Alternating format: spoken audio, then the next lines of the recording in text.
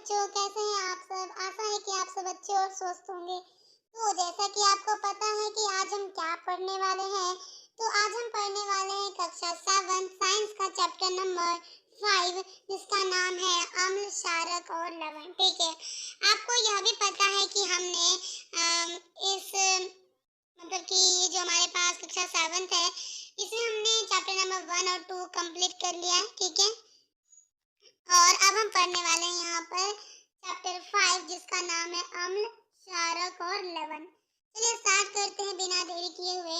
बच्चों, आपने इन तीनों का नाम तो आपने पिछली कक्षा में सुना ही होगा, जैसे कि आपको पता होगा कि अम्ल क्या होती है। तो आप जानते होंगे कि अम्ल कैसा होता है, कि अम्ल का स्वाद जो होता है खट्टा होता है। ठीक है, फिर आपको यह भी पता होगा कि क्षारक क्या होती है, फिर आपके पास लवण क्या होता है, यह भी आपको पता होगा। आपने थोड़ी न थोड़ी सी स्टडी की होगी इस टॉपिक के बारे में कक्षा 7 में। ठीक है, चलिए आज हम उसके आगे स्टार्ट करते हैं। ठीक है, चलिए बिना देरी किए हुए स्टार्ट करते हैं। यहाँ कह रहा है कि आपने अपने दैनिक जीवन में नींबू, इमली, नमक, शक्कर या सिरके जैसे कि अनेक पदार्थ होता है, हम उसका उपयोग करते रहते हैं। यहाँ पे हमसे ये कह रहा है कि हम डेली कहीं ना कहीं क्या होता है कि नींबू का हम यूज करते रहते हैं, इमली यूज करते हैं, नमक यूज करते हैं, शक्कर यूज करते हैं, सिरके यूज करते रहते हैं। ये सब बहुत सारे पदार्थ होते हैं, इनका हम यूज डेली लाइफ में करते रहते हैं। लेकिन क्या कभी हमने यह सोचा है कि इनका स्वाद कैसा होता है? क्या इन सभी का स्वाद बच्चों एक जैसा ही होता है? ठीक है, तो आपका आंसर होगा नहीं, क्योंकि नींबू का स्वाद तो खट्टा होता है, इमली का स्वाद भी खट्टा होता है। क्या नमक का स्वाद खट्टा होता है? क्या नहीं होता है। शक्कर का स्वाद भी खट्टा नहीं होता, लेकिन सिरके का स्वाद खट्टा होता है। तो यानी कि हम यह कह सकते हैं कि इनमें से जितने हमने पदार्थ के नाम देखे हैं, ये सभी के सभी स्वाद में एक समान नहीं होते। इन सब का जो टेस्ट होता है वो अलग अलग होता है। ठीक है, चलिए आगे देखते हैं। 5.1 में आपको एक सूची दी गई है, जहाँ पर बहुत सारे खाद्य पदार्थ है और उनके स्वाद भी आपको बताने इसमें भरने हैं। ठीक है, तो देखते हैं यहाँ पर जो है, ये देखिए आपको दिख रहा होगा यहाँ पर, ये आपके पास सामने 5.1 है। यहाँ आपसे ये कुछ पदार्थों के नाम दे दिए गए हैं। ठीक है, और आपसे यहाँ पूछा गया है कि नींबू का स्वाद कैसा होता है, क्या खट्टा होता है या कड़वा होता है या फिर किसी और इसका का स्वाद होता है। ठीक है, जैसे कि नींबू के रस की बात करते हैं, जिनका स्वाद आपको खट्टा देखने को मिलेगा। संतरे की बात करते हैं तो यह भी आपको खट्टा देखने को मिलेगा। ठीक है, उसके अलावा सिरका की बात करते हैं, यह भी आपको खट्टा होता है। दही की बात करते हैं, यह भी आपका खट्टा होता है। इमली की बात करते हैं, यह भी खट्टा होता है। शक्कर की बात करेंगे तो क्या शक्कर आपका खट्टा होता है बच्चों? नहीं, ये आपका मीठा होता है। नमक की बात करते हैं तो यह आपका खट्टा नहीं होता है। ठीक है, ओके। उसके अलावा तो ये सारे कुछ यहाँ पर आपको पदार्थ देखने को मिल जाएगा, और इन सब का स्वाद कैसा होता है ये सब आपको इस बॉक्स में फिल करना है। ठीक है, चलिए आगे पढ़ते हैं। आप उससे पहले जो है आपको यहाँ पर एक चेतावनी दी गई है। ठीक है, चेतावनी में क्या लिखा हुआ है? इस चेतावनी में लिखा हुआ है कि किसी भी वस्तु को तब तक मत चखिए जब तक कि आपको ऐसा करने के लिए कहा ना जाए। ध्यान रहे बच्चे कि आपके आसपास जितनी भी चीजें होती हैं, आप उनको चखिए मत, तब तक मत चखिए जब तक कि आपको यहाँ ना दिया जाए कि आपको इसे चखना है। ठीक है, तो बिना चखे मतलब कि अपने आप के आसपास जितने पदार्थ होते हैं, आपको उसे चखने की जरूरत नहीं है, क्योंकि आपको नहीं पता होता है कि वो सारी चीजें क्या है, वो पदार्थ क्या है। केमिकल भी हो सकता है कुछ, जिससे कि अगर आप उसका चखते हैं तो उससे आपको बहुत नुकसान होती है। ठीक है, इसके अलावा और भी है कि किसी भी वस्तु को तब तक स्पर्श ना करें। स्पर्श मतलब तो उसे टच मत कीजिए कोई सारे पदार्थ को, जब तक कि आपसे अगर ऐसा कहा ना जाए। तो ध्यान रहे कि आपको जिन चीजों के बारे में आप नहीं जानते हैं, आप उससे जो है ना तो आप उसे स्पर्श कीजिएगा और ना ही आप उसे चखने की कोशिश करें, नहीं तो ये आपके लिए बहुत ज्यादा हानिकारक हो सकता है। ठीक है, तो इस बात का हमेशा ध्यान रखें कि जब तक आपको जिन चीजों के बारे में पता ना हो, ठीक है, उन पदार्थों के बारे में आपको पता ना हो, तब तक आप ना तो उसे स्पर्श कीजिए ना ही आप उसे चखिए। ठीक है, देखते हैं आगे। आप देखेंगे कि इनमें से कुछ पदार्थों का स्वाद खट्टा, कुछ का कड़वा, कुछ का मीठा, कुछ का नमकीला होता है। तो बच्चों ये जो हमें बात बता रहा है ना, वो इस बॉक्स का बता रहा है कि जब हम इन सारे बॉक्स को फिल करेंगे तो हमें जो होगा इन सारे बॉक्स में जितने भी पदार्थ होते हैं वो किसी किसी का स्वाद हमें कड़वा देखने को मिलेगा, किसी का खट्टा तो किसी का मीठा, किसी का नमकीन। यानी कि सभी पदार्थों का स्वाद जो होता है एक जैसा नहीं होता है। ठीक है, आगे देखते हैं। देखिए यहाँ पर आपके पास आपके दो दोस्त आ गए हैं, ठीक है। इनका नाम है बूझो और इनका नाम है पहेली, ठीक है। तो बूझो यहाँ पर कुछ कह रहा है कि क्या मैं सभी पदार्थों का स्वाद ज्ञात करने के लिए उन्हें चख सकता हूँ। तो क्या बच्चों आपको ऐसा लगता है कि जिस तरीके से बूझो यहाँ पर कह रहा है कि क्या मैं पदार्थों का स्वाद पता करने के लिए क्या मैं हर एक पदार्थ को चख सकता हूँ, तो यहाँ पर पहेली आंसर दे रही है कि अरे ये नहीं, तुम्हें सभी पदार्थों को नहीं चखना है उनके स्वाद पता करने के लिए। क्या तुमने चेतावनी नहीं पढ़ी?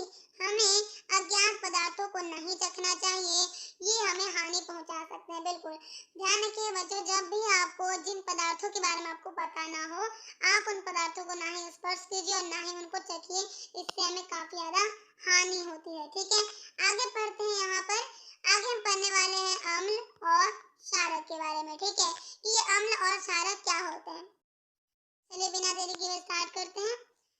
दही, नींबू का रस, संतरे का रस, सिरके का स्वाद खट्टा होता है। बिल्कुल, अगर आप देखेंगे कि दही का स्वाद आपको खट्टा देखने को मिलेगा, नींबू का स्वाद भी खट्टा होता है, संतरे का स्वाद भी खट्टा होता है, जहाँ तक कि सिरके का स्वाद, इन सभी के स्वाद जो होते हैं खट्टे होते हैं। ओके, इन पदार्थों का स्वाद खट्टा इसीलिए होता है क्योंकि इसमें अम्ल, जिसे हम एसिड कहते हैं, वो होता है। ठीक है, ध्यान रखिए बच्चों, अगर आपका कोई सा भी पदार्थ खट्टा है तो वो खट्टा क्यों है? बच्चा वो पदार्थ आपका खट्टा इसीलिए है क्योंकि उसमें आपका क्या है, अम्ल मिला हुआ है। हम अम्ल को जो है अंग्रेजी में एसिड कहते हैं। क्या कहते हैं? एसिड कहते हैं। तो इसीलिए ध्यान रखें कि अगर आपको कोई सा भी चीज आपको खट्टा लग रहा है, आपको खाने पर अगर कोई सा भी आपको खट्टा लग रहा है, तो आप इस बात को पहले ही समझ जाइए कि उसमें आपका अम्ल है, एसिड है, इसीलिए आपको वो चीज खट्टे लग रहे हैं। ठीक है, ऐसे पदार्थों की रासायनिक प्रकृति अम्लीय होती है। देखिए, जब क्या होता है, हमने बात की कि जो पदार्थ खट्टा होता है इसका मतलब है कि उसमें अम्ल है। लेकिन अगर हम अम्ल की रासायनिक प्रकृति जानने की कोशिश करते हैं तो अम्ल की प्रकृति कैसे होती है बच्चे? अम्लीय होती है। कभी अगर आपसे पूछ लिया जाता है ऑब्जेक्टिव टाइप क्वेश्चन में कि अम्ल की प्रकृति कैसे होती है, तो आप बोलेंगे अम्लीय होती है। ठीक है, सिंपल। चलिए आगे देखते हैं। यहाँ पर एसिड शब्द की उत्पत्ति लैटिन शब्द एसिया से हुई है, जिसका अर्थ है खट्टा। अभी हमने अम्ल वर्ड की एक बात की थी यहाँ पर, लेकिन क्या आपने कभी सोचा है कि आखिर ये अम्ल जो ये वर्ड है ये कहाँ से आया है और क्या मतलब होता है इसका? तो ध्यान रखिए बच्चों की जो आपको अम्ल, जिसे हम इंग्लिश में एसिड कहते हैं, ये जो आपका एसिड शब्द है ये आपका एक लैटिन भाषा है। उसी भाषा से आपका जो है आपका एसिड वर्ड आया है। कौन सा भाषा आया है? लैटिन। लैटिन शब्द है आपके पास। ये जो आप एसिड जो बार बार यूज करते हैं, अम्ल जो आप बार बार यूज करते हैं, ये आपका एक लैटिन शब्द होता है। ठीक है, लैटिन भाषा में एक शब्द होता है जिसका नाम होता है एशियर, और एशियर शब्द से ही आपके पास एसिड वर्ड आया है निकल करके, और इसका मतलब होता है बच्चों खट्टा। क्या होता है इसका मतलब? इसका मतलब होता है खट्टा। तो आप इस बात का ध्यान रखिए, ये जो आप अम्लीय, अम्ल, एसिड बार बार पढ़ रहे हैं, ये एसिड शब्द जो आपका लैटिन शब्द एसियर से आया है, जिसका मतलब होता है खट्टा। तो अम्ल का क्या मतलब होता है? खट्टा। ओके, आगे पढ़ते हैं। यहाँ पर इन पदार्थों में पाया जाने वाला अम्ल प्राकृतिक अम्ल होता है। तो जो भी आपको यहाँ पे पदार्थ देखने को, ऐसे कि नींबू का रस हो गया, आपके पास सिरके की रस हो गई थी, ठीक है, इमली हो गई, इन सब में क्या होते हैं कि प्राकृतिक अम्ल होते हैं।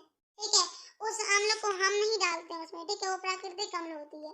ओके, आगे देखते हैं। यहाँ पर खाने का सोडा, जिसको हम बेकिंग सोडा भी कहते हैं, ठीक है, कैसा होता है? हम नॉर्मली घरों में यूज करते हैं। यहाँ पर खाने के सोडा का इस्तेमाल जो होता है हम ज्यादातर यूज करते ही रहते हैं। ठीक है, आपको पता ही होगा। क्या इसका स्वाद भी खट्टा है? तो आपका आंसर होगा नहीं। अभी हमने देखा कि नींबू का रस या फिर सिरका हो, इन सब का स्वाद खट्टा होता है। लेकिन क्या मैं अगर आपसे ये पूछूं कि यहाँ पर खाने का सोडा, जिसको हम बेकिंग सोडा कहते हैं, क्या ये भी खट्टा होता है? नहीं, ये खट्टा नहीं है, वो होता है बच्चों, इसका स्वाद कुछ और ही होता है। ठीक है, अब आप सोच रहे हो कि जब इनका स्वाद खट्टा नहीं होता तो कैसा होता है, राइट? यदि नहीं तो इसका स्वाद कैसा है? बिल्कुल, अगर खाने का सोडा जिसको हम बेकिंग सोडा कहते हैं, अगर ये खट्टा नहीं है तो आखिर इसका स्वाद कैसा है? आपने भी कई बार इसे चखा होगा तो आपको पता चला होगा कि खाने वाला जो सोडा हम इस्तेमाल करते हैं ये खट्टा नहीं होता है आपका, ठीक है? जानते हैं इनका स्वाद कैसा होता है? क्योंकि इनका स्वाद खट्टा नहीं है, जिसका मतलब है कि इनमें कोई अम्ल नहीं है।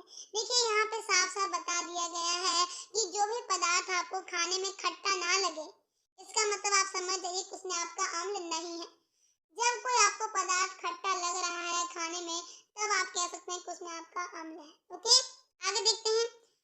इसका स्वाद कड़वा है, बिल्कुल। ध्यान रखिएगा कि जो आप खाने का सोडा का जो यूज करते हैं, उनका स्वाद कैसा होता है?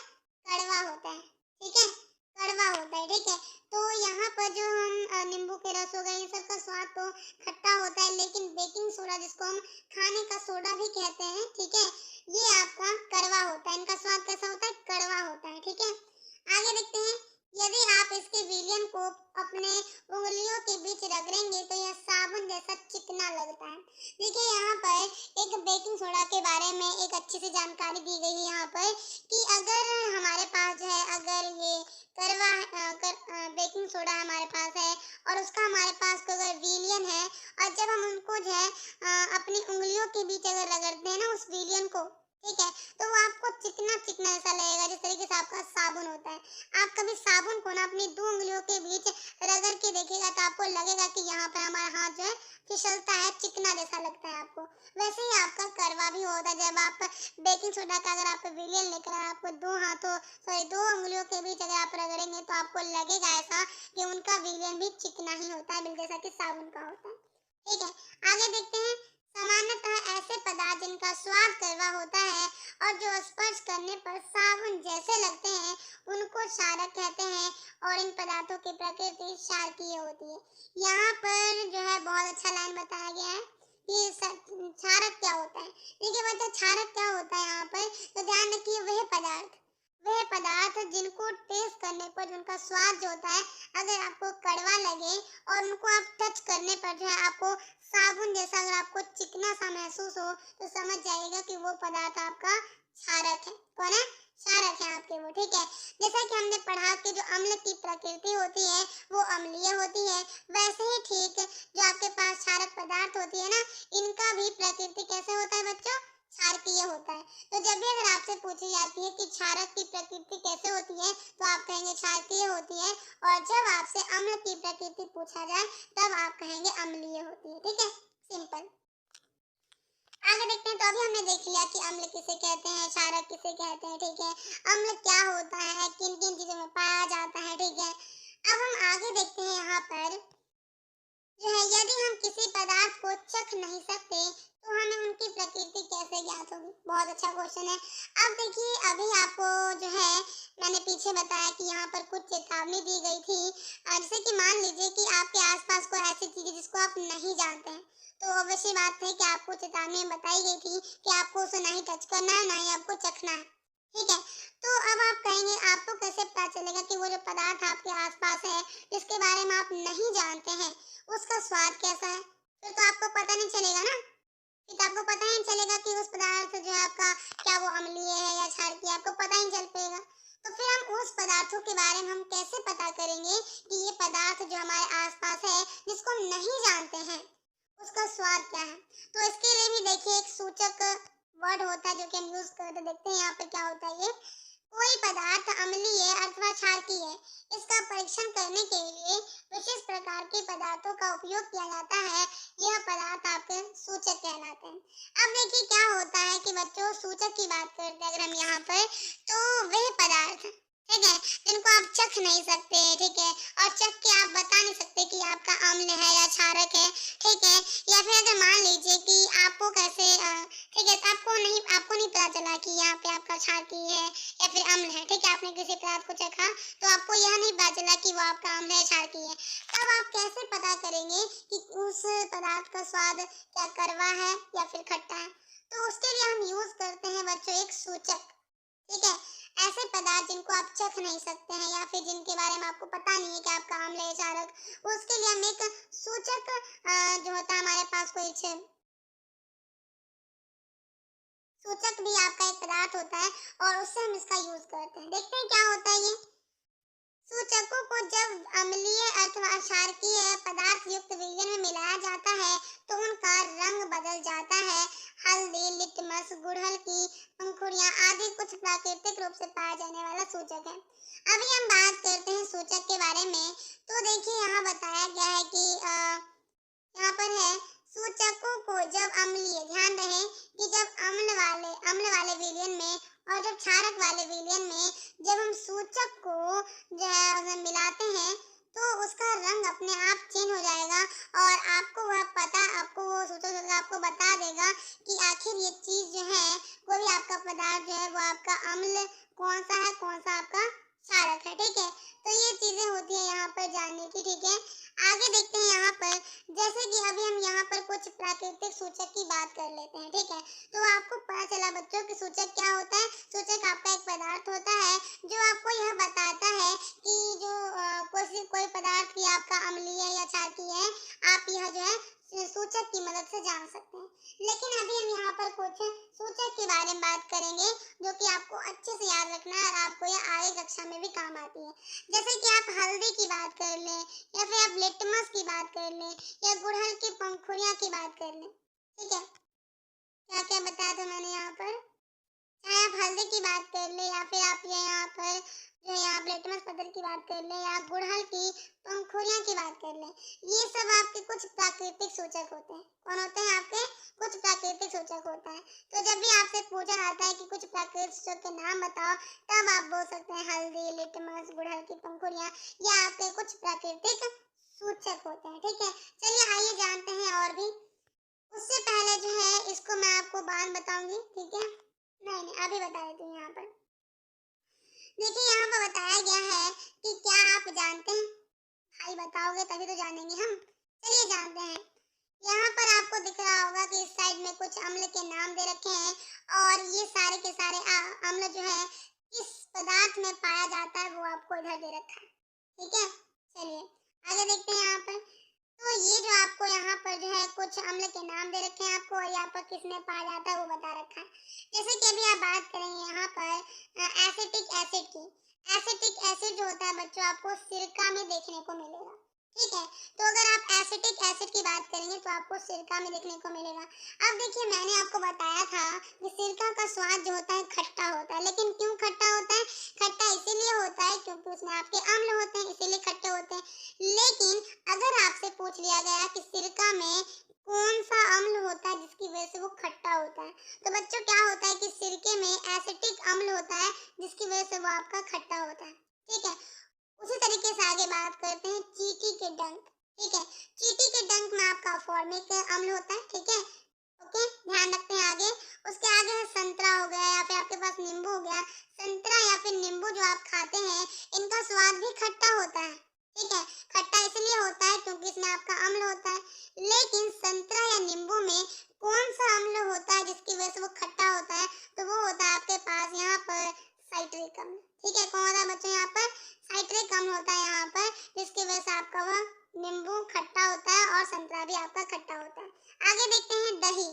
हमें पता है कि दही भी आपका स्वाद में खट्टा होता है, लेकिन दही में कौन सा अम्ल होता है? दही में आपका लैक्टिक अम्ल होता है। यह क्वेश्चन बच्चों आपका बहुत बहुत बहुत ज्यादा इंपॉर्टेंट है। ठीक है, ये किसी कंपटीशन एग्जाम में पूछा जाता है। ठीक है, और आपसे पेपर में भी पूछी जाती है। ठीक है, तो दही में आपका कौन सा अम्ल होता है?